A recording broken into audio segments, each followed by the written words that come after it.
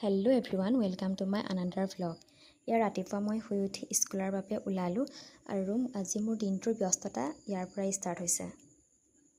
সোমবাৰে শংকৰদেৱৰ তিথি উপলক্ষে আজি আমাৰ বিদ্যালয়ত এখন ৰচনা প্ৰতিযোগিতা পাতিছিল আৰু ইয়াত ইচ্ছুক ছাত্ৰ ছাত্ৰীসকলে অংশগ্ৰহণ কৰিছিল। শংকৰদেৱৰ তিথিত দিহানাম গাবৰ বাবে আমাৰ বিদ্যালয়ৰ সকলো ছাত্ৰ ছাত্ৰীসকলে দিহানামৰ প্ৰেক্টিছ কৰিছিল আৰু স্কুলৰ পৰা আহি পিনি এনেদৰে ভাতকেইটা খালোঁ।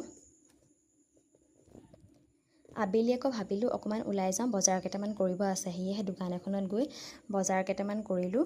তাৰপৰা ৰাস্তাত আহোঁতে অকণমানি মাইনা এজনী পালোঁ আৰু মাইনাজনীক এনেকৈ ভিডিঅ' এটা কৰি ৰাখিলোঁ। গধূলি আহি ঘৰত এনেদৰে চাহকাপ খালোঁ।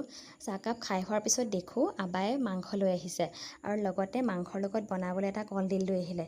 সেয়েহে মাক ক'লোঁ পটাপট কলডিলটো কাটি দিয়া আৰু মাংসখিনি বনাওঁ।